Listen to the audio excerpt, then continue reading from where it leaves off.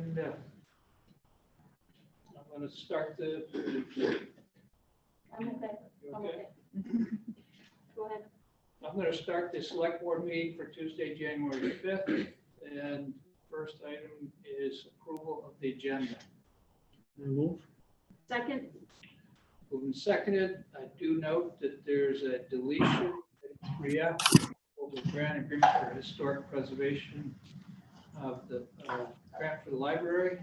And in addition, which is item 5, a request from wastewater superintendent Bob Wells for the sole source purchase of a replacement seal for a centrifugal pump at the main pump station. Is there anything else anybody would like to add or delete from the agenda? just note that we have an executive session tonight. And duly noted, we have an executive session tonight on the real estate matter. So with that, all in favor of approving the agenda with one deletion, one addition, signify by saying aye. Aye. Aye.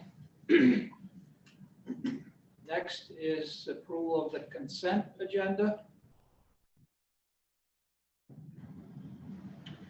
I'll move to approve the consent agenda as presented. Second. Moved and seconded. There's a fair bit of information in the consent agenda. And if you haven't already, we're going to have it at a later date. The working group on the library will be here to report to us.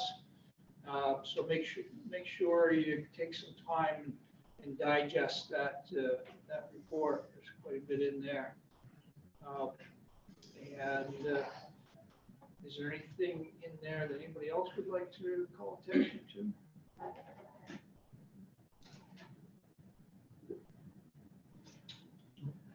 If not, all in favor of approving the consent agenda, signify by saying aye. Aye. I do have some, I wasn't here at the last meeting, so I'll abstain from that. Will absent from the minutes. Okay, so with an abstention from the minute. Yes. Okay. Next is citizen comments. Is there anything that you had on yours, Laura? Or is there anybody with their hand raised in the audience? Who do we have in attendance? We have Victoria DeWind, Louise Prescott, and Todd Hanley. Okay, Louise Prescott is from one of the letters that we received from the airport. So I'm gonna just use the citizens' comments then to address. We've received a number of letters, and there was one that we just got yesterday as well about concern about the airport. When and Louise, I hope you pass this on to your neighbors because we really don't have an email chain to get the information out to you. I did pass it on to Paula Nath just a couple hours ago.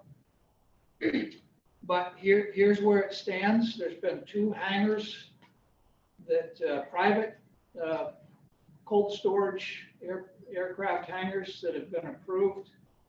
I verified with the Act 250 clerk that all of the adjoining property owners had been notified. Unfortunately, the Prescotts are new property owners, and that property was listed. I do have the list of the people, and that property was still listed under the home's name. So you may not have received it, but everybody else should have received it. The hangars are on the northern side of the row of existing hangars, and actually are placed within the building footprints of existing buildings. I know that there was a lot of concern about things going on at the airport. The town was notified as well. This is not the type of thing the town would normally take an interest in because it's private buildings that are not obtrusive and do not trip anything that's of concern on an Act 250 as well. I think it would be a real reach to think that this is impacting anything at the airport. The other concern that was brought to us, which was, I think, the concern that we were more interested in addressing, was the hearsay that there was a move to put lights at the airport, and that's exactly what it is. It's hearsay. There is there's no project in the works. I don't know who's riled everybody up out there, but I've done my research, and there is a requirement by the state and the FAA, it actually derives from the FAA, that every airport have a master plan, and the master plan has to be reviewed periodically. The state's in the process, at the direction of our legislators, of reviewing all of the master plans, and that's what's going on. The only permit that's been submitted by VTrans that's still outstanding to be reviewed is tree maintenance. And that was just submitted in January. The two hangars were, they passed through the Act 250 process before I joined the Act 250 Commission, which is why I wasn't aware of them. So I think it's time to take a breath and really understand the facts before we get everybody chasing around and send off nasty letters to the state. I think that was inappropriate because it's just not factual. So I promised I would look into it and address it, and that's what I found. Can I ask you something about the notices that were sent to all the people? Do you have a list of them? Or how many? But I'm one of the neighboring properties and I never got anything. So maybe I missed it. And my neighbor, their new neighbors, the Sambrooks, they moved in about 6-8 months ago and they haven't got anything in 6 months. Well, these were done before 6 months ago. And so there's nothing going on right now. I don't know who started the rumors. So they're just, I mean, we plan. That's what government agencies do. They look at all options, and but right now there's no finances going at it. You're not on the list, Rob. So I don't know if you're not considered. Here's all the people that are considered abutting properties. I used to get all the notices, but I haven't done anything in 2 years from them. So maybe I moved.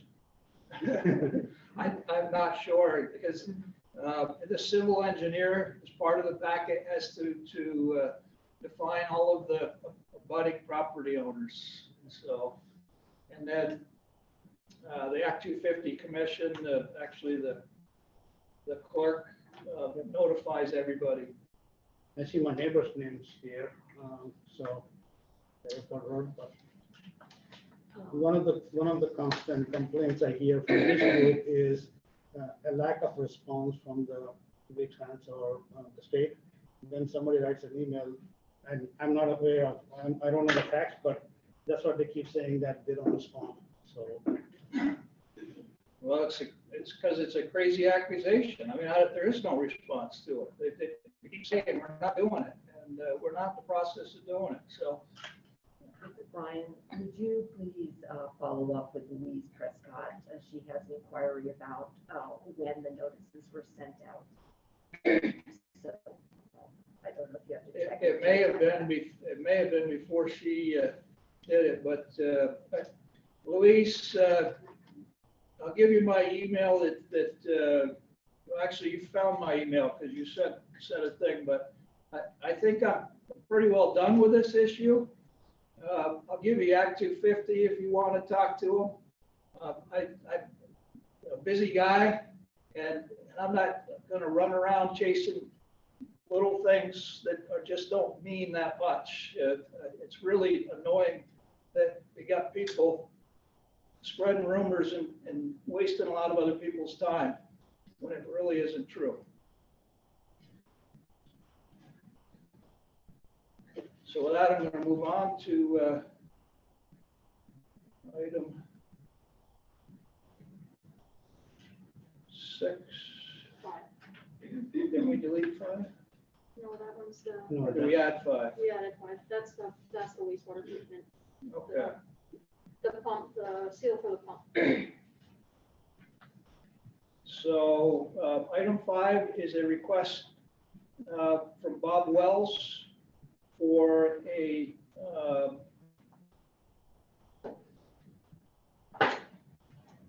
sole source purchase of $19,808, which is actually, I think, a reman of the pump, isn't it? Or a rebuilt pump? When I read the packet, it seems like it was a rebuilt.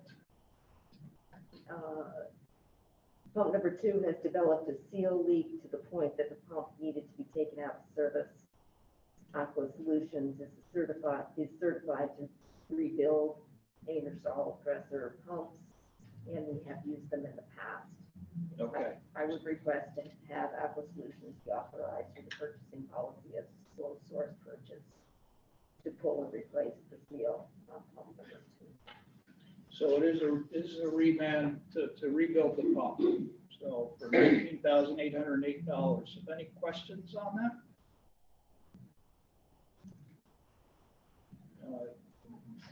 Motion, please.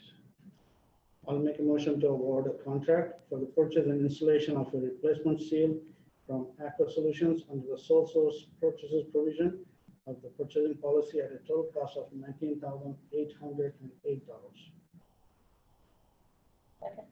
Moved and seconded. All in favor signify by saying aye. Aye. Aye. Okay, next is Kathleen's going to walk us through the final version of our FY23 budget. Before I do that, Victoria, are you ready to come into the meeting?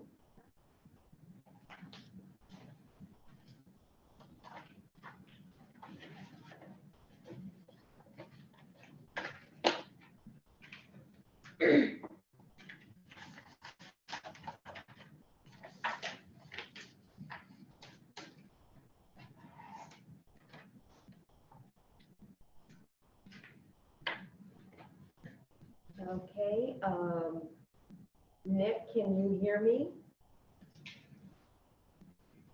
I can, Kathleen, yes. Okay, thank you, Victoria. I will try to speak up as she was having some difficulty hearing me. Thank you.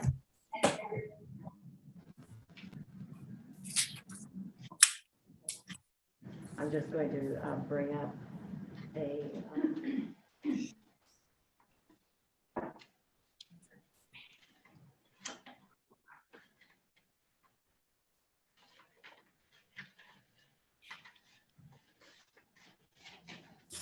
I want to go through the changes to the budget from the last draft.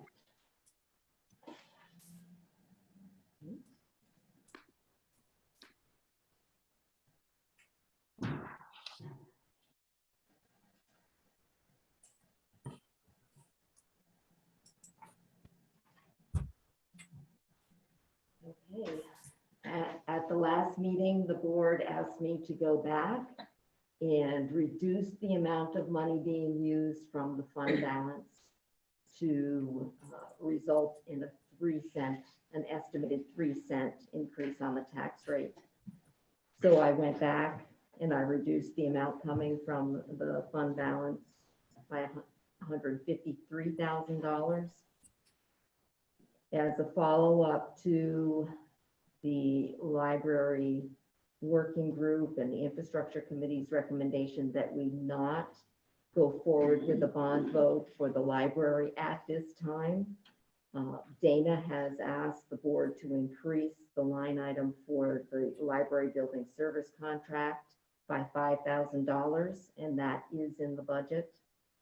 And the mysterious line item 1093 is for the county tax assessment.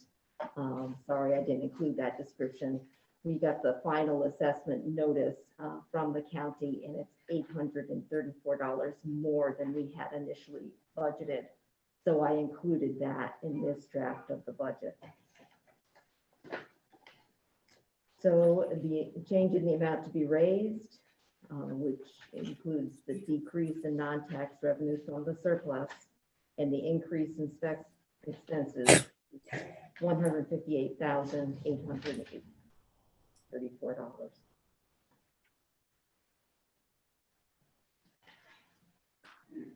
I'm glad to see that additional money in the building service contract. It's gonna need it based upon our history there if we don't swap it out. Yeah.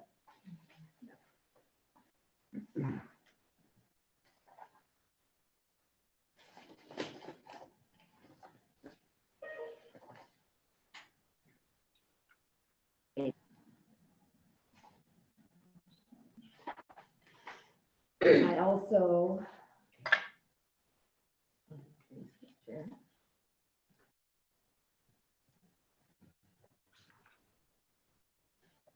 provided you a handy little sheet if you wanted to consider some other allocation from the fund balance other than the amount needed for 3 cents.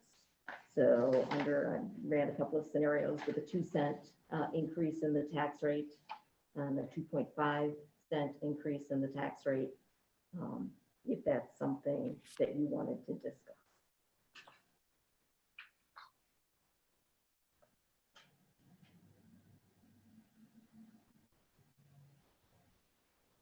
So what's everybody's thought on this? We kind of targeted, we'd asked Kathleen to target having 15%, somewhere close to 15% in the fund balance. Which is, Would require a 3-cent tax rate increase to get us to 14.2.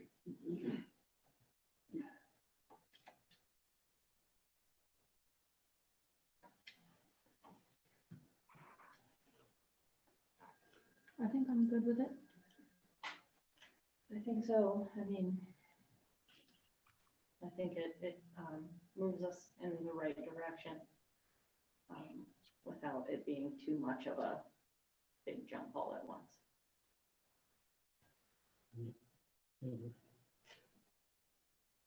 Nick, what's your thoughts on that? I think it's the target that we asked Kathleen to go for, and I don't really have any disagreement. Just feels to me to be responsible to hold a little bit, not know with what we're seeing with what was last year, 7% inflation, and I'm just worried about where inflation's going, and I hate to cut ourselves too tight where we have to take a massive tax rate increase to be able to fund next year's budget.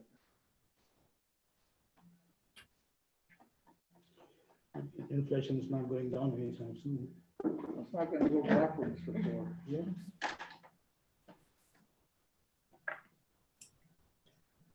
So is that our guidance to Kathleen? I think it's, So we're gonna put in the budget to the town for voters? Okay, I think I can get behind that. so the 3-cent Kathleen then. Estimate, depending on what happens with the grant list. Yes, understood. Do you need us to, I can't remember, do we need to take an When she action? gets done, we need to approve the budget. Is there anything more that you got for us? I have nothing else. Nothing else. Is this where we talk about the ones, whether we're putting them in or not, We have two that you were going to be talking about. So this budget includes all of the increases that were requested in the social service agencies, but does not include Addison Allies and the Vermont Family Network, which were going to be considered separately on the town meeting warning if the board decides to do that. everybody understand what we got in the budget? So all those increases that the agencies that asked us for are in here right now.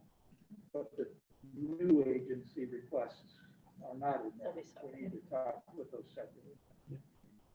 So, Because those are on the warning. And well, if we put they're on them the on, draft warrant. if we put them on the warning, and then if the voters decide to, So do we discuss that now or? Well, we will when we finalize the warrant. I just want to make sure we know what we're approving on the, we've worked this budget over pretty well here. yeah, Okay, so if everybody's comfortable with the, Dan, you're here just in time. You're on mute. You're on mute. I said, good. What are we doing? Where are we at? So we're at the budget, and we have reviewed the final draft of the budget that was in the packet, which includes the increases by couple social service agencies, and the final budget that the board so far, and we need to get your take on it too, was to go with a 3-cent tax rate increase, which would give us a 14.2% fund balance theoretically.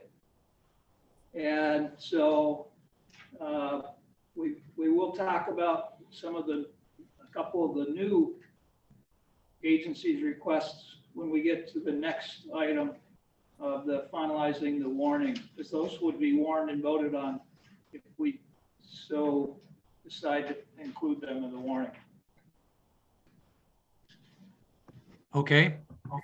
Any questions on that? What is the consensus about the 3-cent tax increase? The consensus was to go, if you look at the sheet that's fund balance and tax rate. Yep. Impact, Kathleen had laid out a number of different options. Yep. Showing what a 2-cent tax rate could increase, or a 2.5-cent tax rate increase would do. That would be 13.4% and 13.8% fund balance respectfully, but the board so far has said to hold that up just as a precaution against the inflation that we're seeing right now. Okay. I'm always hesitant to increase any cents because of my experience owning a business where 1 cent increase in the tax rate was a pretty significant impact. But I'm listening to you, so. Yeah, just kind of historically here, we've held it right at 0.78 to 0.79, and we're talking about going to what, 0.81 basically. So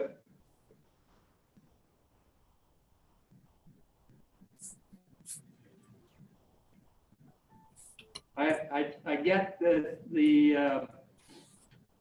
as a business owner myself, I feel it pretty tight, but I just know I also work with numbers on a daily basis, and inflation's a real thing. Okay, May I ask something? Yeah. When you suggested it, that you didn't want to deplete the fund in anticipation of next year having expenses, are there specific things that you see coming that would be a major thing to save money for? Or is this just a general precaution against inflation? Because inflation is hitting everybody already. And as Dan says, 1 cent can make a big difference. Yeah. So, unless you really have to have that money for something specific, I would encourage you to consider the 2.5 cent or, Well, I get where you're going, Victoria. It's not for, we're not raising money we're not raising money for a future project. We're reducing how much we're taking out of our savings. So right. we're not level funded already. So we're already taking from other pots. And so we don't want to take we don't want to take too much this year and not be able to take some next year, because then it'll be a dramatic increase in taxes. Well, okay. I mean, who knows what, maybe you'll have even more coming in this coming year than you had before, especially with the bridge projects all done, the railroad projects. And there is extra money in the bridge fund as well. So anyway, but thanks for considering. We are using that money. I mean, we are taking some of that money out. Yep. And some of that, we still have some real major water and sewer projects that we're hoping to be able to hold some of that money for, so that we can match grants and be attractive, because they'll require, a lot of these grants require a portion from the town, and we can do some of that from those funds, as opposed to having to bond for it all. I think it sets the community up a lot better. Yeah, no, that's great. When are those projects imminent? Or that's what I was wondering. Are there things like that? So this spring we'll do the Washington Street water main.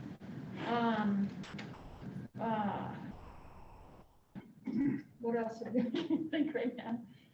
That's the biggest water that we have coming down most recently. And we're starting to talk about additional storage on Shipman Hill, and we have wastewater treatment plant upgrades to talk about. And just so it's clear, Victoria, do you understand what fund balance is? So it's a cash reserves in the event that something, in case the town went way over its budget, we have cash to cover the expenses. So there's a good operating principles recommend a certain percentage of your budget be held in savings. And so that's what that's for. And so when we talk about impacts to inflation's purchases that we may have budgeted for that all of a sudden are considerably more expensive than we budgeted for, and if we went over budget as a whole, that's where that money would come from to meet the budget. Okay, And so it's we're trying to keep that percentage of cash available in the event that something, happened and it was out of budget and we needed to pay for it. So okay. Does So that it's make a little more sense? yes, thank you. That's helpful. So it's savings against the upcoming budget as well as future budgets. Yeah. Okay. Yes. Thank you. Yes. Isn't it helpful to have an accountant right with us? Well, I'm just trying to. That's great. I just trying to. That was a really good explanation. Yeah, that was really helpful. Okay. Sometimes it's hard when you deal with this stuff all the time. You understand it, but to give it back to someone, so. I think you did a really good job. So anyway. Yep. I got it clear. Okay, any other questions on this one? And if not, I would entertain a motion on the budget. I move to approve the FY 23 budget for presentation to the voters at town meeting. Second. Okay, any comments, questions, or on this before we vote? Okay, all in favor of approving the FY 23 budget as presented, signify by saying aye. Aye. Aye. All right, next is finalizing the town meeting warning. Kathleen, you want to walk us through that? Sure. So briefly, we have the budget. We have,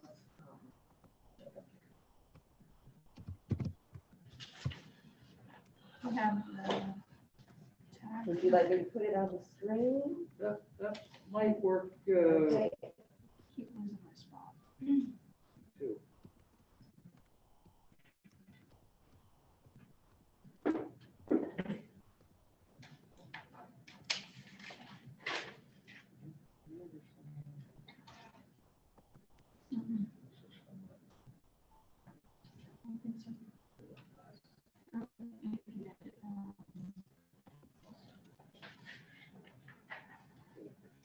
Okay, so right up top, we need to talk about whether you're going to opt for an in-person meeting at the high school auditorium, or we're going to be doing Australian balloting as you opted for last year.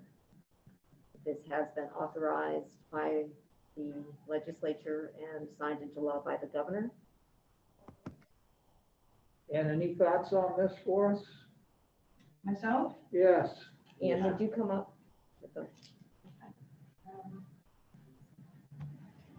Yes, I've spoken to Kathleen a bit on this, and currently my preference and recommendation would be to go with what we did last year in terms of an informational meeting prior to an Australian ballot and putting everything on the ballot. The polls will be open. I would also recommend that we do that at the Recreation Center Gymnasium. I wouldn't expect to be overloaded with voters coming in that day. I expect quite a few to vote absentee, but I'd like to have as much space as possible to spread out. So.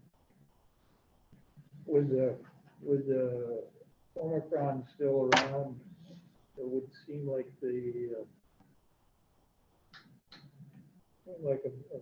certainly a very viable option. I don't know what the board. Looks like the right thing to do. Looks like the right thing to do because of my family was affected with Omicron. So I still hear so many people, so many reports of cases, and having everybody in one place is going to put us at risk, I think. If you watch the NFL games on Saturday and Sunday, you would think there was nothing going on. 60,000 people in the stadium with not a mask, screaming at the top of the. Multiply that by 5 when they get home. Oh my God. Priorities. Yeah, but they were a great football game, so Oh, it was probably the best football weekend ever. exactly what I said. I think your thinking changes as when you get it, I guess. It changes the way you think once you get it. To me, my family, we had hardly any symptoms. We didn't get sick. We just were stuck home. But the stress of knowing that you have COVID, it just drives you nuts because you don't know what's going to happen tomorrow because of what happened last year. We thought it was that serious, and we were very lucky that we didn't get affected that much. Yeah, and I still have nervousness about trying to plan any kind of an event like the elections, just in case anyone tests positive, who we tend to count on to be there to do these things. So trying to stay as Then safe as If possible. you do it in person, then you have to have an added layer of checking people in, or how are you going to do that? How are you going to make sure that temperature check or Yeah, vaccination, that's going to be hard. that's one reason I don't recommend the evening meeting at the high school. Yeah. But if we got any kind of turnout at all, the check-in would certainly be the most difficult. What's your thought about hybrid? Hybrid, So having in person as well as Zoom. Some Yeah. people have talked about it, but I don't know how that works. The only problem is you can't control the voting. That's what Kurt said. Yeah, It's going to be very because, much. you know, everyone that votes has to be checked in. Yeah. And then how do you do that through Zoom? Right. And how do you control who votes and who you've checked in and online, I so. agree. Yeah, no, that was brought up at the I- MCTV meeting at the last meeting, and I just want to run by you. What do you think? I think it's something that it would be interesting for Ann and Susan and Kurt, and who else is Jim Douglas. Jim Douglas. I mean, I think that might be something in the future may make sense. And maybe it makes for increased participation, but I don't think we have what we need to do Right. that for. I think this. it definitely has to be thought about for the future, but I Yeah. definitely don't think we're ready. Right, yeah. Technologically, we're not there yet. Not right? there yet. So is everybody supportive of an informational meeting followed by Australian ballot? See, Yeah. is that not Just it? like last We're year. left, Yeah, only just because I'm sad to miss another. another one, yeah. I'm good with it, but I'm just sad. Yeah. You know. Okay, So, town council has recommended that the board pass a motion to that effect separately from the approval of the warrant. okay, so I'll entertain a motion. Do we have a draft of that? I'll make a motion that we have an informational meeting and that we allow the voters to vote by Australian ballot. Does that cover it? Sounds fun. Okay. Good job. Thanks. Seconded by Esther. All in favor, signify by saying aye. Aye. Aye. Aye. I think the other advantage is not having big items on there that people would want to talk about. Like the library heating's not on, we don't have any big bond vote things, so. Okay, Article 1, Okay. Victoria, you're welcome to stay with us, or I can put you back in the audience if you'd like. You're muted. You're muted. You're muted.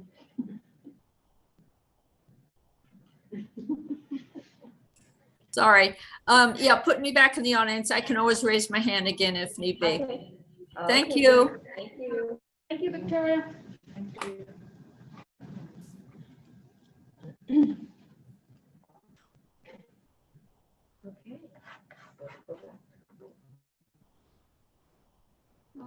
Oh,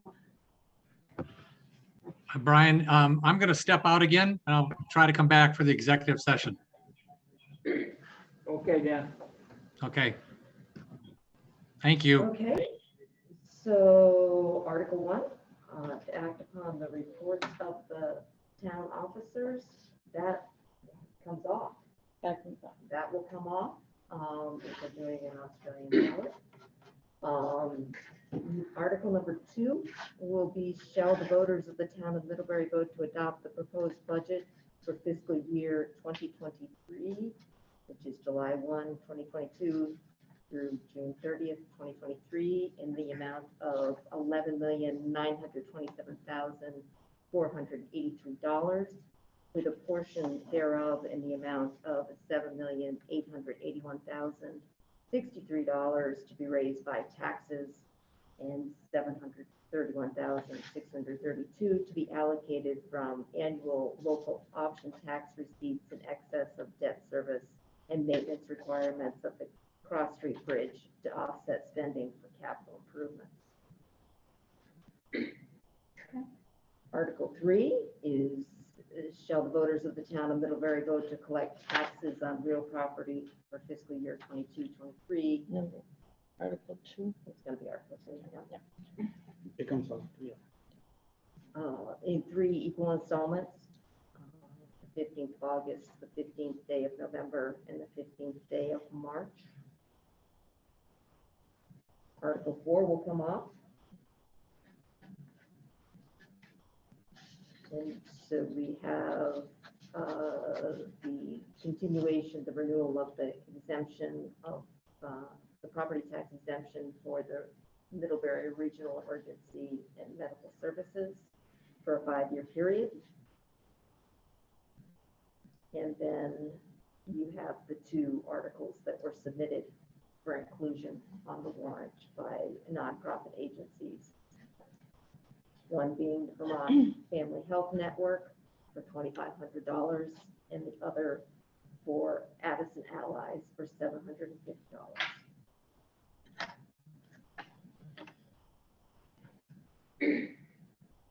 Thoughts from board members on those 2, Vermont Family Network and the Addison Allies requests? And you have a hand up by Nick Arden. Next. Okay, Brian. Well, you know, if we agree to Article 6, 7, that means we're comfortable with what we've had presented on the by these agencies that were essentially endorsing it. I don't think personally that either agency did a very good job of presenting their mission, role, and why we should support them. And so I think they need to do some real homework to be a little clearer on how this really is a benefit to Middlebury and why the taxpayers of Middlebury should agree to fund it. So I'm not in favor of either Article 6 or 7.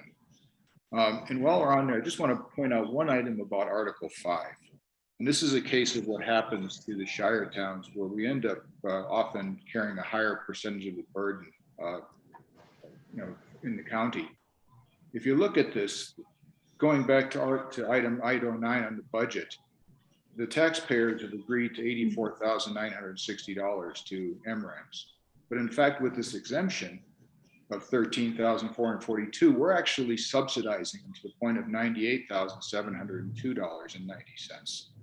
So it's actually more than what is obvious in the budget. And that's something I think should be pointed out to those people who are listening to this meeting and are going to be thinking about this particular item. So it's actually a fair bit higher than what we've agreed to. So I just want to point that out. But as far as Article 6 and 7, I'm not in favor of either one of them at this moment. I think they have some homework to do to present their case better.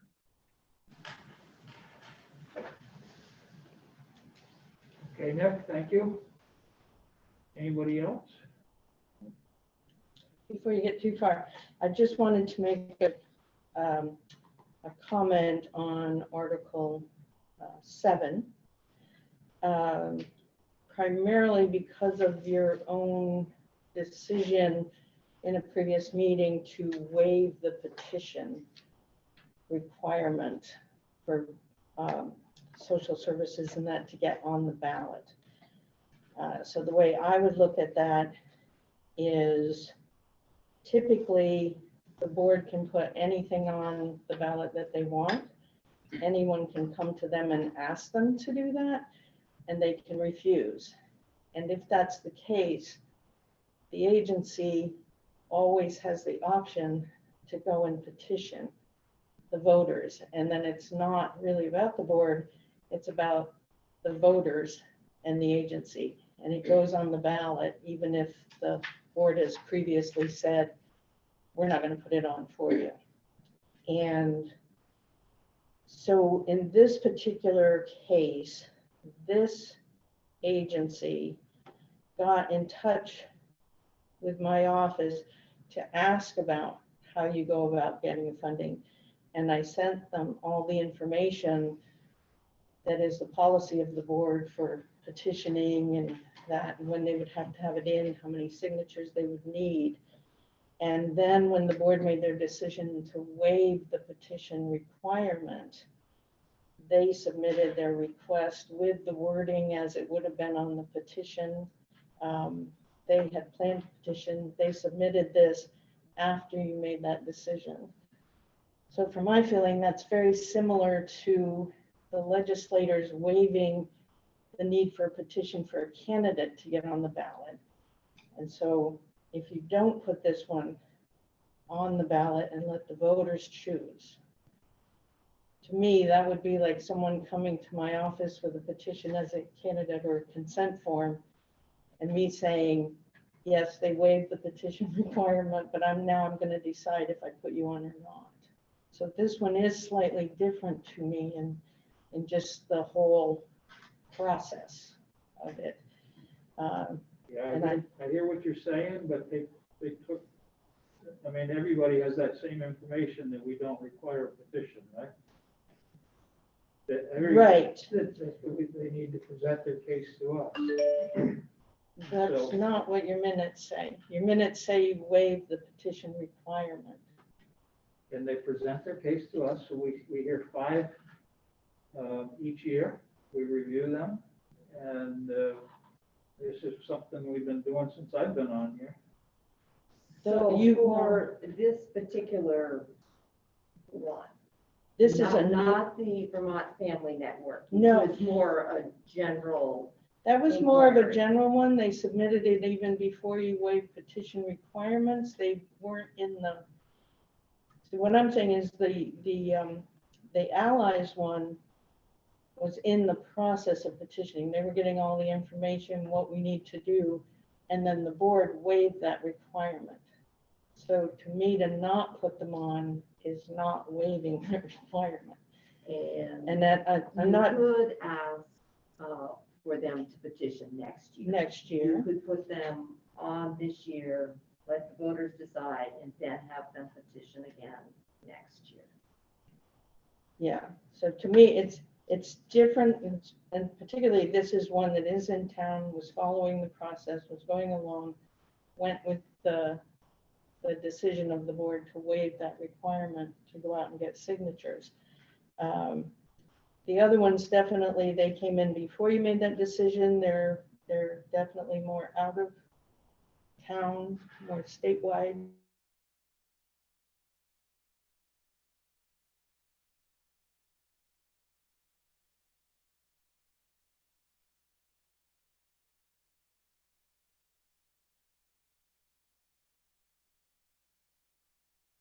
To not put it on, to me, seems to go against the fact that you waived that requirement.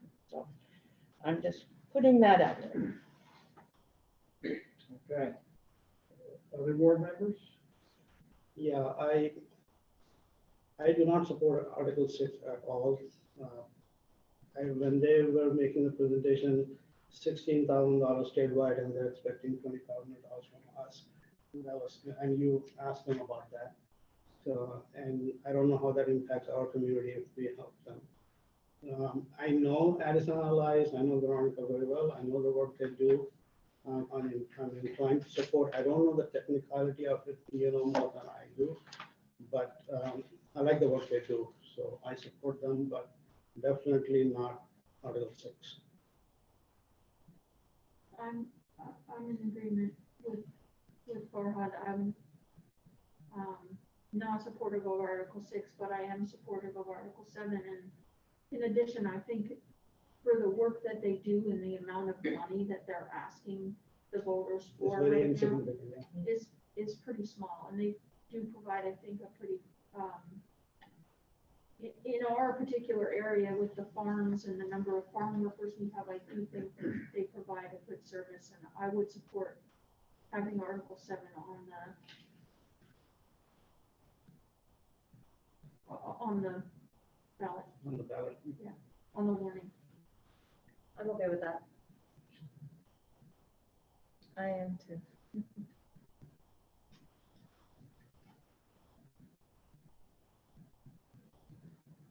Any other comments? So right now, we would be leaving 5 and 7 XL. That's what you're proposing. And 5 became 3 already, right? Yeah. So we had So the 7 budget is. vote- the budget vote is 1. The collect taxes would be 2. The vote for exempt real property for MREMs would be 3. And then 4 would be the as and allies. Yep. And then 5 would be elect officers.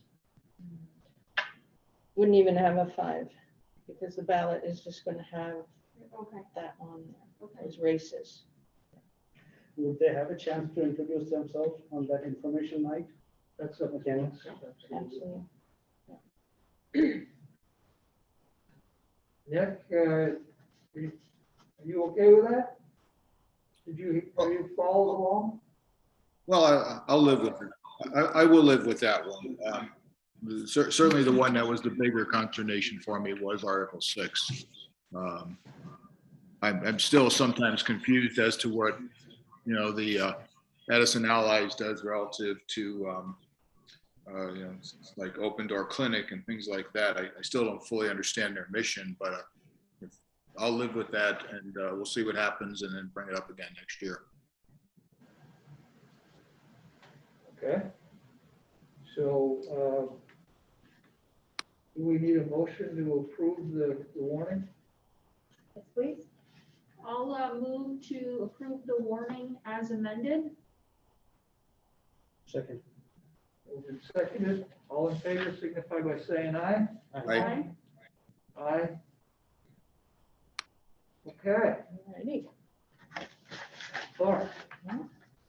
I have a question about the way this gets communicated out to the voters, like the mailing that you do. And I just wanted to take a moment to have a little bit of discussion around that, if you don't mind.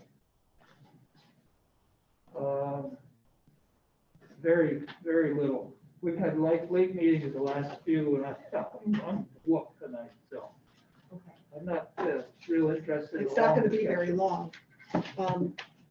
So I think that the piece that you mail out, the postcard with the, the announcement that you, whatever it is, it's going to be, it's a marketing opportunity for Middlebury. I just want you to think about the opportunity of making that mailing a little more robust and including information that could be useful for our voters, especially newcomers to Middlebury.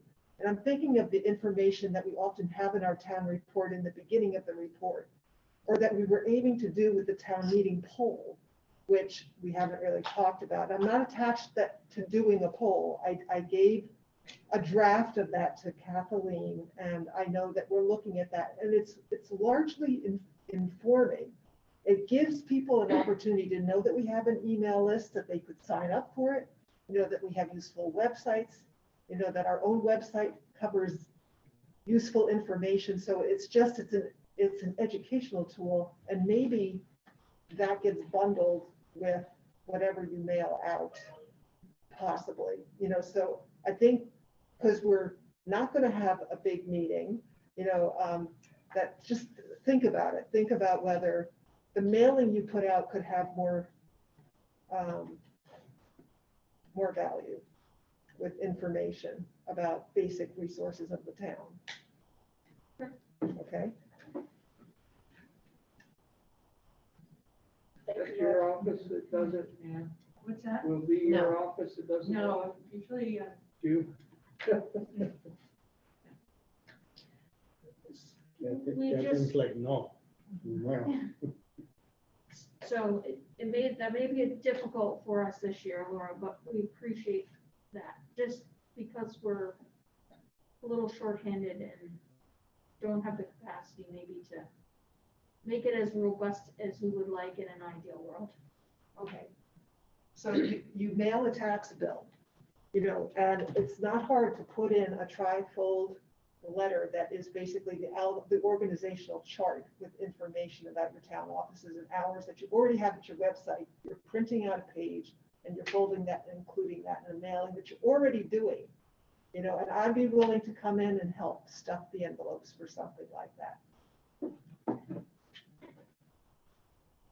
Except we So but we're talking about for the informational meeting, a postcard and not necessarily, like something that goes in an envelope. I know, because you usually do a postcard, and we'll probably do a postcard again. Now, it's too hard to reinvent that wheel right now. I'm just saying, let's think about it for the future. Yes. Yep. Oh, I'm thinking about it. I'm just, yeah. Is Chief in there? Yeah, Chief's here. I think we're.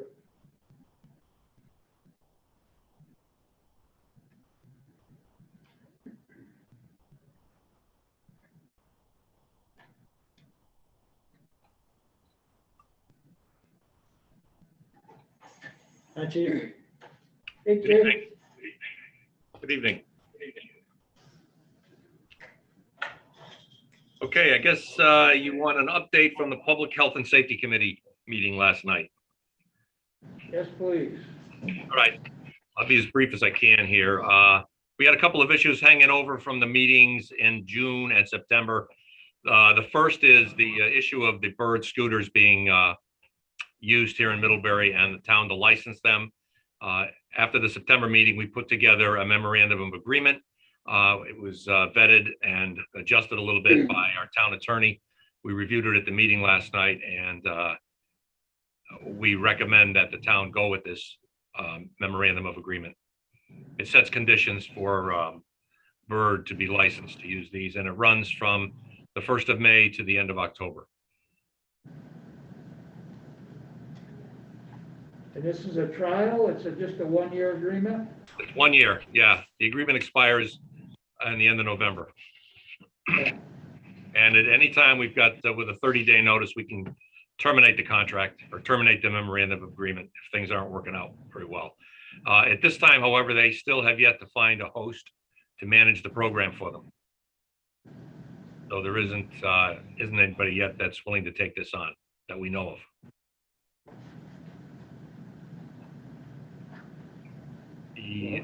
The other item is we discussed the cannabis ordinance. I got the latest from the Cannabis Control Board, which is entitled Guidance for Municipalities. There really is nothing we can do ordinance-wise to regulate or do anything with the cannabis program. It's all run by the state, managed by the state. The only things we can do is apply any kind of zoning ordinance regulations that are already applicable to other businesses. Other than that, it's pointless to try to go forward with an ordinance. Okay, Laura has something on the bird rights? Tom, the document that they got of the bird agreement still includes the sentence, "No use of stand-up electric scooters on sidewalks shall be permitted." And we need to clarify that the committee agreed to delete that sentence. So I just wanted that to be clear. And we did have a lot of discussion about that. And I don't want to take your time, but I could, like about that particular item. We are careful about electric scooters. And I think that the rest of the agreement will protect our pedestrians. Is that correct, Tom? Yeah, that's correct. That clause to be taken out of the agreement, I put in the memo to the select board, so they've got that. The final issue that we dealt with was with respect to public restrooms. Laura's got a committee and they've been looking at this. By consensus last night, there wasn't really enough information with respect to what the total scope of this project would be. I mean, we endorsed the concept of a needed public restroom, but this really needs to go to a higher level. I mean, the acquisition of a Portland loo, for example, is $110,000. That's to get it on site. Then there's site prep, subterranean work for a water and waste tank, electrical power, a concrete foundation. There's a lot that goes with this. And then the ongoing maintenance to keep it clean and supply it with stuff like toilet paper and soap and things like that. So there's a lot going, and it really needs, if the board is interested in pushing this thing or moving this thing along, it really needs a project manager to get some formal RFQs to see exactly what the scope of this project is.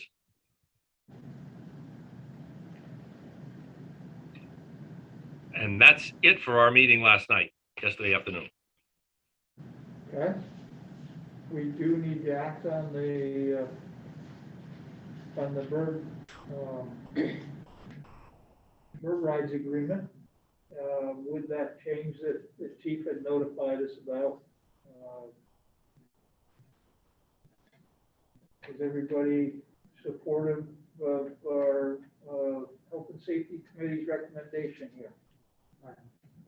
Okay, then I would entertain the motion. What's the amendment again? Sorry? What's the amendment?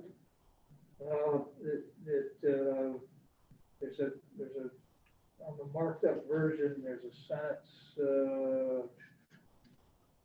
no use of stand-up electric scooters, sidewalks should be permitted, on sidewalks should be permitted. They're gonna pull that out of there because it's covered in other stuff, and that was in Chief's email to us. So I'll move to approve the memorandum of agreement with bird rights with Chief Hanley's proposed amendments. Second. Everybody clear what we're doing? Okay? All in favor signify by saying aye. Aye. Aye. Okay, thanks, Chief. Welcome. And we need Dan. Thank you, Chief. I'm going to put you in the audience, Okay. and I won't look if you want to leave.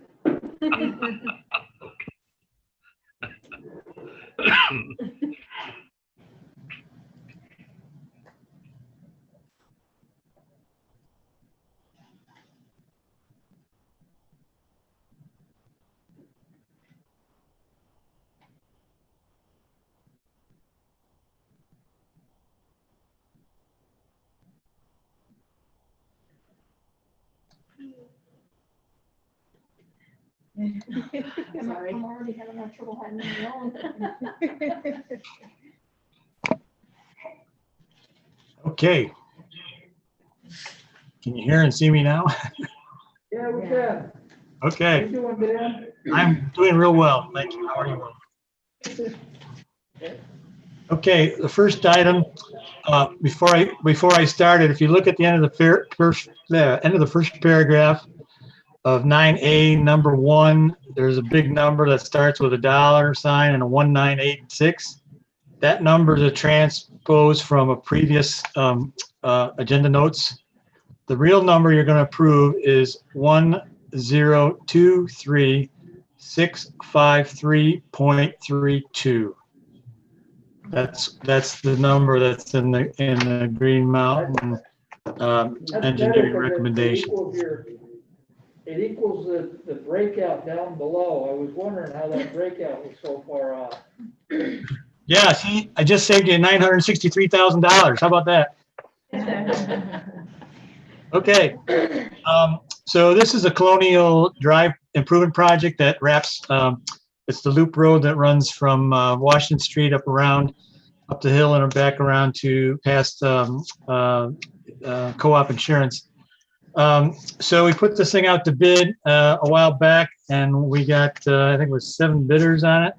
The low bidder was Champlain Construction, and their bid is a number that I just read off. It's $1,023,653.32. So this project it's quite comprehensive. Water main, sanitary main and structures, stormwater piping, structures, street rehab, and just a wee bit of sidewalk included. So it's a big project for the summer, and I'm requesting the board to approve that bid. As Brian mentioned, you can see the breakout by departments, highway, water, and sanitary, and that comes from their capital improvement budget fund. I'll move to award a contract to Champlain Construction Company for construction of the Colonial Drive Improvements Project at a total cost of $1,023,653.32. Second. All in favor signify by saying aye. Aye. Aye. Okay, thank you. The next project, 9B, is a recommendation for award of contract for engineering services for Katy Road recycling and paving project. This is from a Route 7 to 116 recycle and paving project. Last year and the year before that, we replaced a couple arch culverts on that road. And so last year I applied for a Class 2 paving grant, and we were able to get $175,000, which is the maximum amount that that V-Trans awards. And so I'm requesting you to approve an engineering agreement with Landmark Engineering. That is Jamie Simpson, who used to work with Green Mountain Engineering. He has opened a new business here in Middlebury. And so he has done several of these recycling projects with us. So he's well versed in how it works and expectations. So I'm requesting the board to approve a contract with Landmark for $16,200. Paul, do you want to ask for questions? Any questions on this? We do have Judy Weigert-Rose, who has a, did you put the motion on the floor yet? No. Okay. I stopped. I'm just trying to move it. I'm just Yep. just going. Yep. I'm ready to go. Let's see if it had to do with the last one. Did you want me to continue? Hold on a second there. I'm just going to see what Judy had to. And I have a question, actually. Is the, is Am I- 16? Can you hear me Oh, now? sorry, Judy. Yes. You can. Hi, Judy. Okay. Okay. So I have been communing with Dan about what's going on Colonial Drive and subsequently on the other paving projects that are being considered. And I've also shared this concern with the Infrastructure Committee. I think it's beyond time to begin considering infrastructure as opposed to simply renewing gray infrastructure. So along Colonial Drive, for instance, is there a way to ditch on either side, plant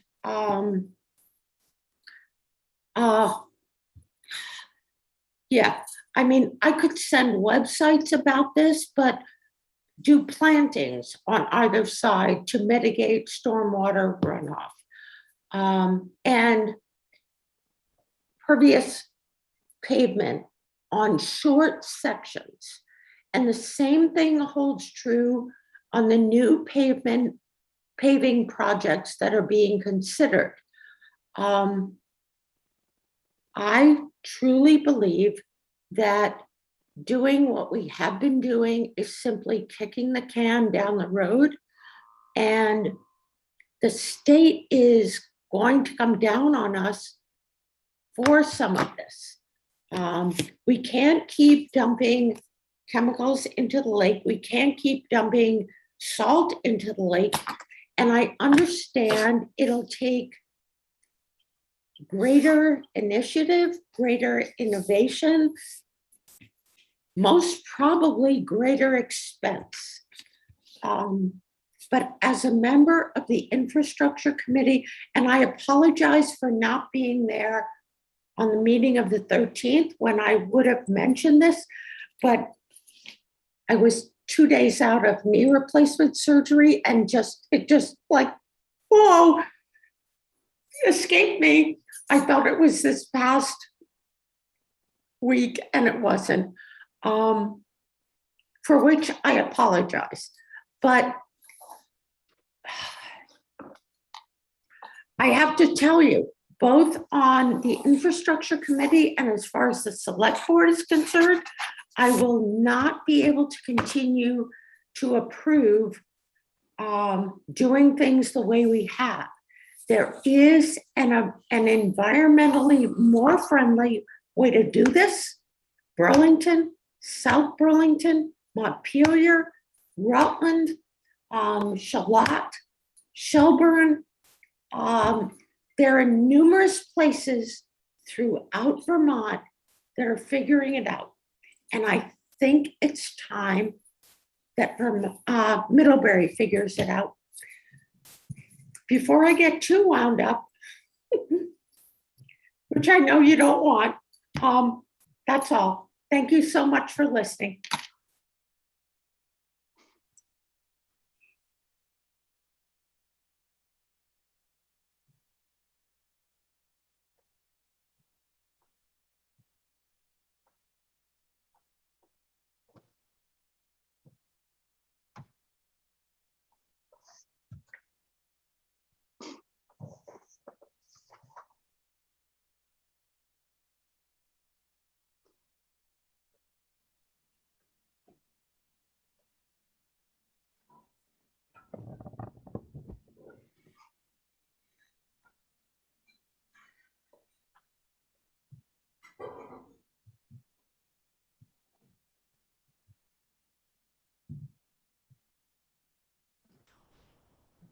No, go ahead. Can you hear us, Chris?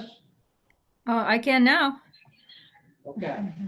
Okay, I just wanted to, I didn't know Judy was going to bring this up, but I've been thinking the same thing, but I thought I was too late because it's already out for bid. But maybe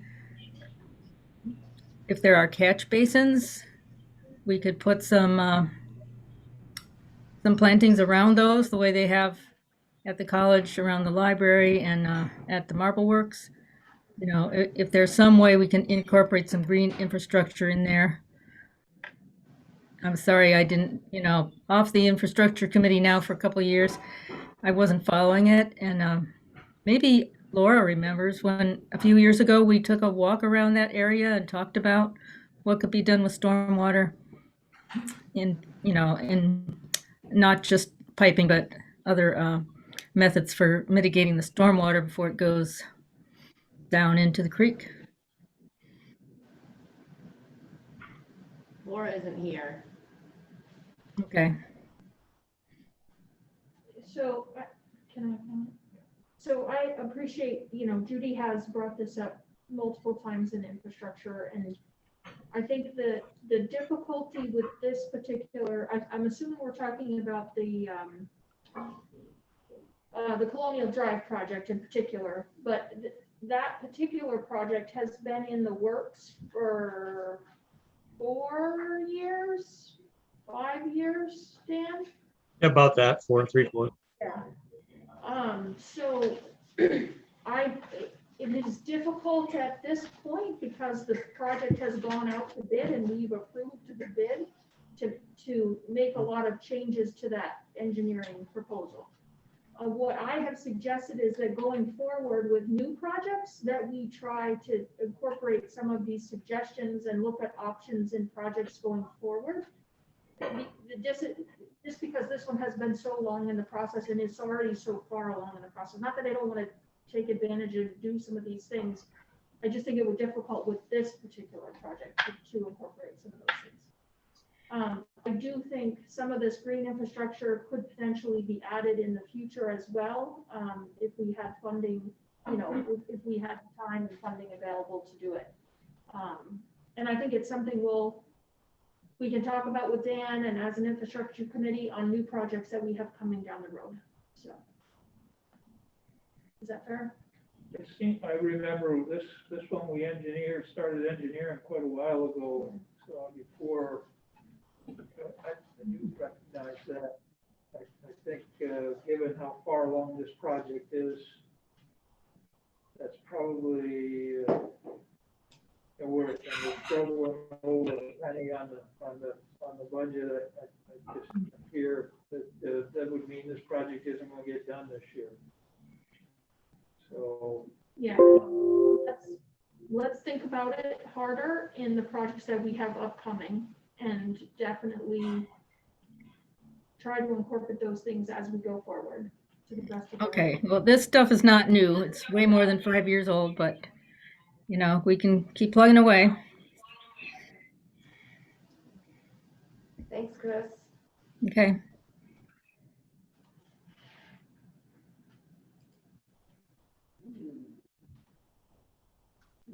Okay, Dan, I think we're back to you on Katy Road. Are we ready for a motion on that one? We did it. I What, don't- Katy Road? I don't think we did. a No, motion. on the No, we North didn't. Branch, and we didn't do that. What's that? We For the did. Leno Lane, Kings Row, we didn't do it. I can't hear you. We didn't have a motion on that. What do you take? We're still on Katy. We're on Katy. He hasn't presented Katy yet. Okay, I think she asked for this right now. Oh, no, he presented You Katie. presented Yeah. Katy, we just don't have a motion. We just don't have a motion yet. We are Correct. ready for a motion. We were gonna ask questions and we had two hands up and then we ended up going Well, we backwards. went backwards. Yeah. So what would you? We gotta get like- back to in-person meetings. This, I'll move to award a contract to Landmark Engineering and Design for engineering services for the Katy Road recycling and paving project at a total cost of $16,200. Second. any questions on this particular agenda? Anybody? Is there a hand up We in have a hand. did she just not take her hand down? Judy, is this a hand up or a hand down?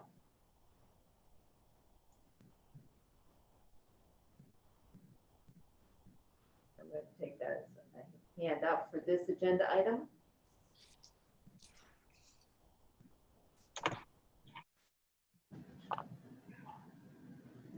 Would you like me to go first? Would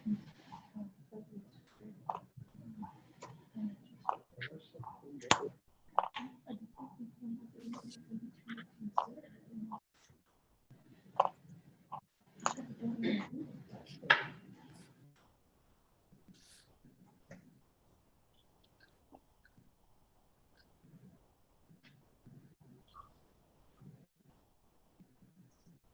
I mean, I just asked her if this is on this agenda item. Why don't you bring her back in?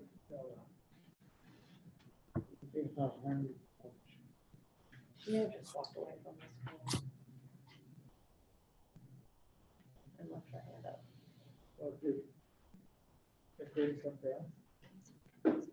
Judy, you're back with us. Sorry. I have not been able to. And sorry, I just said yes. I apologize. So I'm curious now, Heather. Yes, I have brought this up at a number of meetings. And I have not yet seen forward motion. So when in the process do I bring this up in order to see forward motion? I didn't think the changes on Leno Lane and Kings Row, I thought those were new.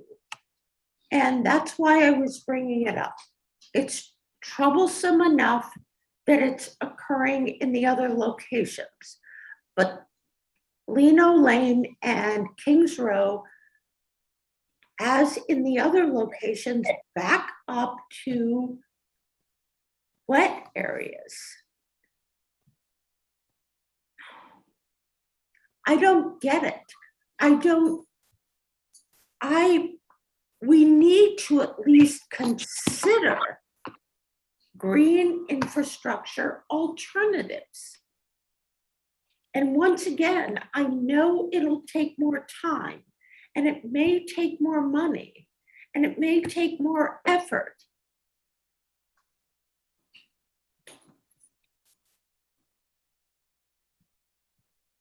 But it's our responsibility to do that. And I will keep on keeping on nagging about this. That's all I got. Can she hear me now? Okay. So Judy, to answer your question, when we're in the design or engineering phase of the project is when we should consider it. And you are right, we are in the Lino Lane and Kings Row paving projects. We are in the design and engineering phase of those projects. And if you'll remember, I asked for you to provide us with some information on impervious or not impervious, pervious paving. And I haven't seen that yet. I don't, in these particular projects, we're talking about paving only and not about any kind of sanitary or stormwater infrastructure. So I don't know that there's opportunity there for that. This strictly is paving. But the answer to the question is when we are in the engineering phase is when we need to consider these alternatives. So maybe what we talk about in infrastructure, hang on just a second, Dan, in the next infrastructure committee meeting, maybe you can provide us some information on what Landmark would charge us to consider different options in that in particular project. Okay. Like, would it be an add-on? Would it be an add-on to the budget? And so if I connected you with people from Burlington, South Burlington, Rutland, Montpelier, Barry, would that? So all of those places have pervious paving projects that are completed right now? A number of them, and they all have green infrastructure projects in place. Yes. Yes, I know about the green infrastructure, but on this particular project, we're only talking about paving and we're not talking about green infrastructure. So in this particular case, there's not room to add that in, I don't think. Okay, but so we do have to move on. Judy, can I suggest that we talk about this more in infrastructure so we can move the select board agenda forward tonight, because we do still have quite a bit to get through. Would that be okay with you? Yes, but just so you know, pervious pavement is part of green infrastructure. Okay. Thank you so much. Once again, we're bouncing around the agenda here. I think we were on Katie Road and we had a motion. Was there, and we were at questions. Correct me if I'm wrong. Any questions on the motion? We had enough questions, we should say. So, all in favor of the motion to approve the engineering of Katie Road recycling and repaving? Signify by saying aye. Aye. Aye. And now Kings Row and Lino Lane, Dan? Yep. This is another recycling and paving project.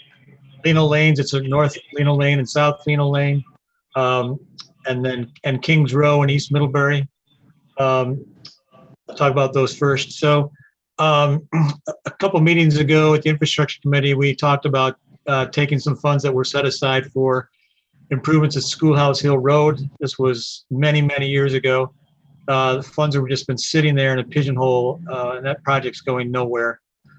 So we decided to use those funds towards other paving projects in East Middlebury.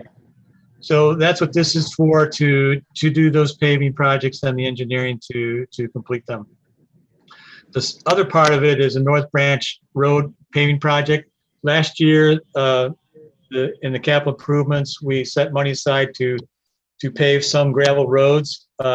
We talked about this at the infrastructure committee. There's I can't remember now if it's a 1,300 or a 1,600 foot section of North Branch Road, which is very, a constant headache for the highway department because the gravel roads and washes into the ditches, and we got to clean it out. So we're going to pave a small section of North Branch Road with those funds. So this agreement with Landmark Engineering and Design is for $16,400 to package those projects, do the the spec and the bid and, through the whole project completion. So that's the request for you tonight to approve that contract.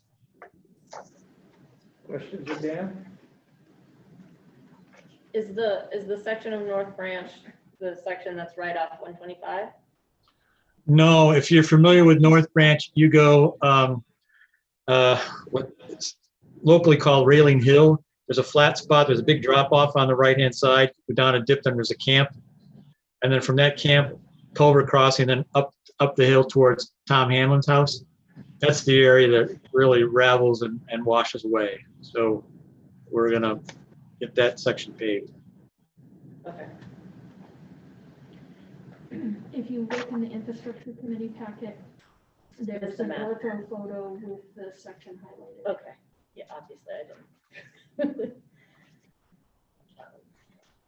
Okay, if there's no questions of the board, pleasure of the board. I'll move to award a contract to Landmark Engineering and Design for engineering services for the Leno Lane, Kings Row, and North Branch Road paving projects at a total cost of $16,400. Second. Moved and seconded, all in favor signify by saying aye. Aye. Aye. Okay. Well, hose pump 3, Dan. Yep. Okay. This is for well number 3. The well pump in that well has died. The electric motor that the pump attaches to at the bottom is electrically fried. So Bill and John, water department folks, got some pricing from Barry Miller.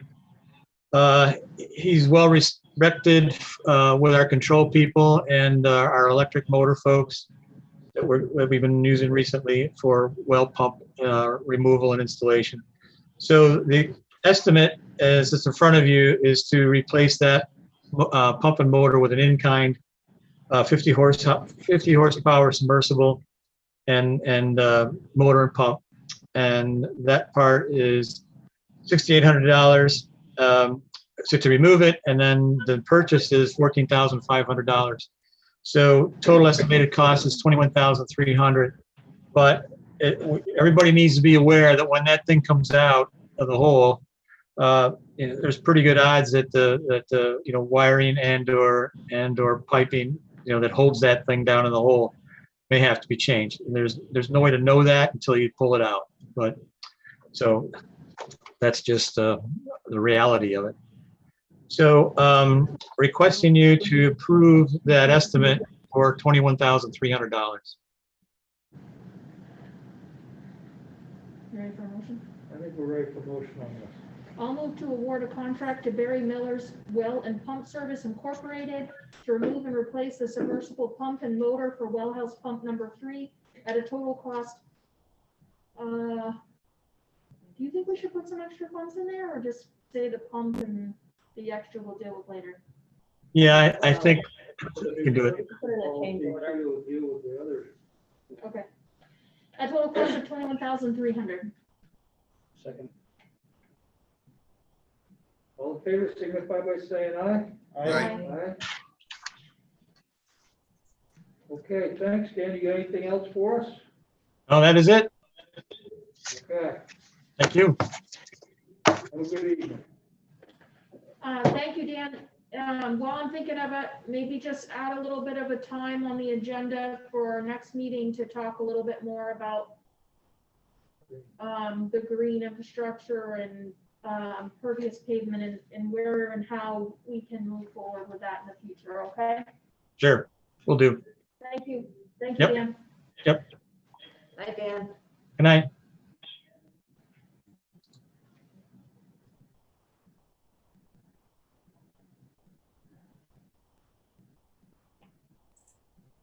Good evening, Alan. Hello, can you hear me? Yes. Yes, can you hear us?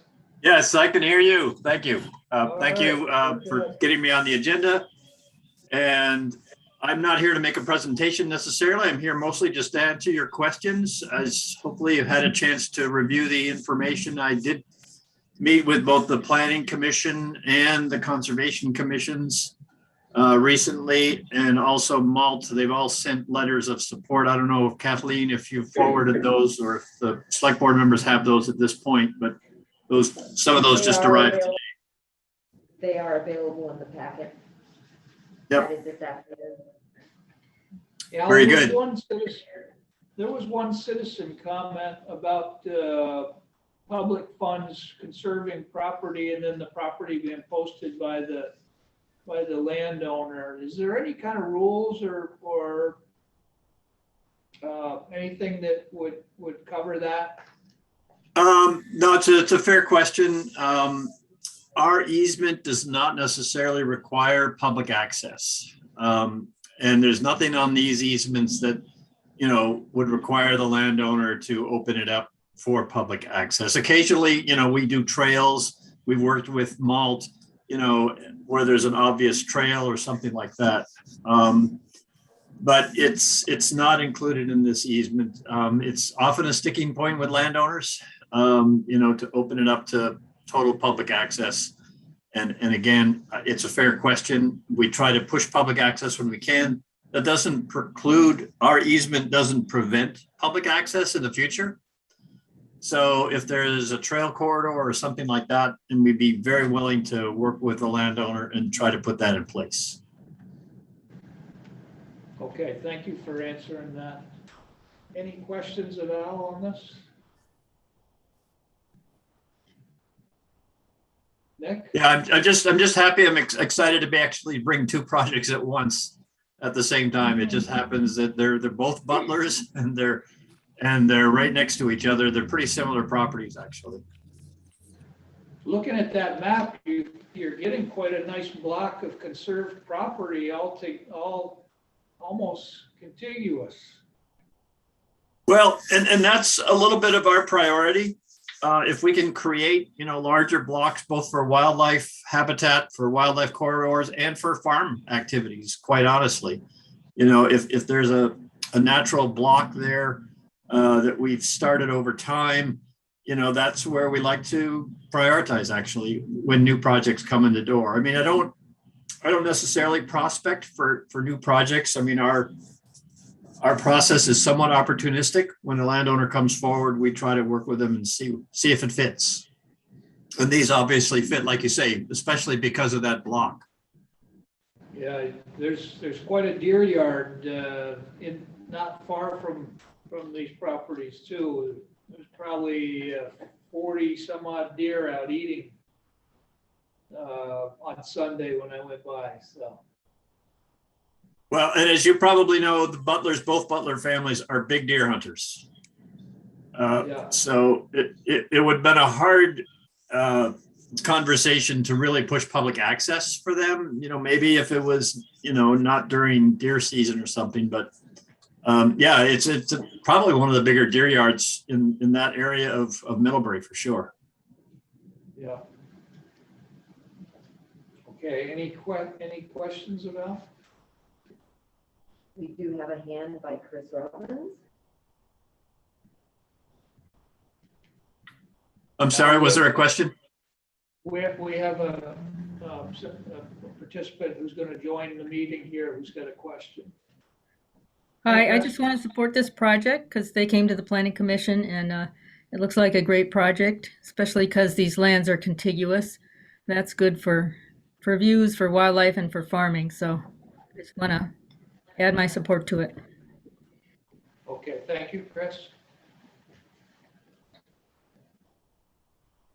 Any other questions from the board? The pleasure of the board, there'd be two separate projects, so we would have two separate motions. I'll move to authorize the allocation of $30,000 from the Town Conservation Fund in support of a Vermont Land Trust project to permanently conserve a 100-acre parcel owned by Doug Butler located off Painter Road. Second. Moved and seconded. Any comments on that? Seeing none, all in favor signify by saying aye. Aye. Aye. Aye. Okay. I also move to authorize the allocation of $30,000 from the town conservation fund in support of a Vermont Land Trust project to permanently conserve a 128-acre parcel owned by Jerry and Bernadine Butler located off Munger Street. Second. Second, any questions or comments on that one? Seeing none, all in favor signify by saying aye. Aye. Aye. Really dragging. I know, I know. We've had long meetings for the last few months now, so I think they're wearing out. But All right. you got the support, and thank you. All right, very good. Thank you very much. And I am going to sign off. Okay, good night. Yep, good night. Esther, check warrant. Yes, so happy we're here. I move to approve the total expenditures in the amount of $523,916.82, consisting of $396,988.41 for accounts payable and $126,928.41 for payroll for the period of January 12th, 2022 through January 25th, 2022. I'll second. Seconded, all in favor signify by saying aye. Aye. Aye. Okay, board member concerns. Lindsay? Just a vote of thank you, just a thank you to Department of Public Works for keeping our sidewalks clear and keeping our roads clear and generally keeping us safe. We've had a lot of weather.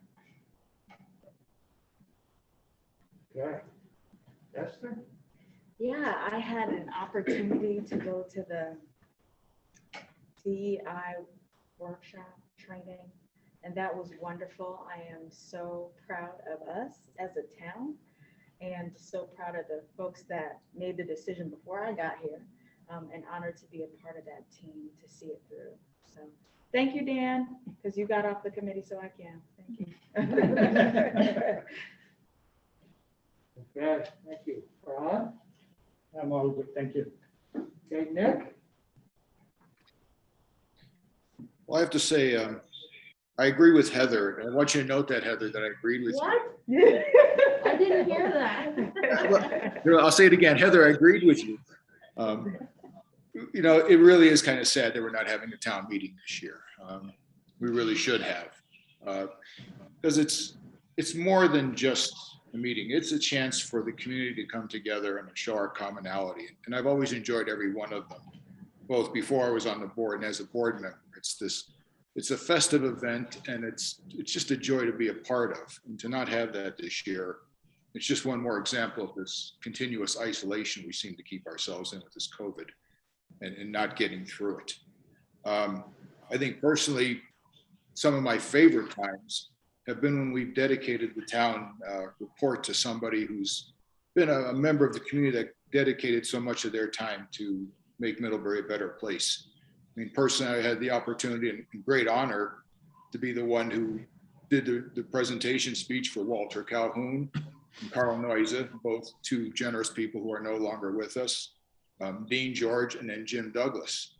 And you have the opportunity for people to, well, first of all, to honor these people, and also for the community to see examples and really role models of people who make Middlebury better. It's unfortunate we're just not going to have that, and I was certainly looking forward to it. But I understand the scenario. Ironically, the way this virus seems to be trending, if you look at a lot of the healthcare reports, it may be very flat by the time and largely past peak by then. But that's something we can't plan on. So we should have had it, and next year we must have it. We can't continue this. So keep in mind, and we'll just look for a better next year. Over. Great, thanks, Nick. Dan? Nothing, sorry, I'm in and out. I'm at a pretty special event tonight and they still haven't given the award yet, so, but thank you. Okay. They haven't given the award yet. This is pretty No. late. It's a dinner with 10 people and the two guests of honors have no idea what they're there for. So, Oh, that's classic. yes. I love it. Yep. I am all set. Thank you. I don't have anything further. Shall we take us in executive You session? could take us into executive session, would be great. In accordance with Vermont's open meeting law requirements, I move that the board find that premature general knowledge of the consideration of real estate matters would clearly place the select board at a substantial disadvantage. Because the select board risks disclosing its litigation strategy if it discusses the real estate matters in public. Second. All in favor, signify by saying aye. Aye. I further move that the board enter into executive session to discuss real estate matters under the provisions of Title I, Section 313A1 of the Vermont statutes. Second. All in favor? Aye. Okay, we're gonna enter executive session at 8:42. 8:41. Not too far off schedule.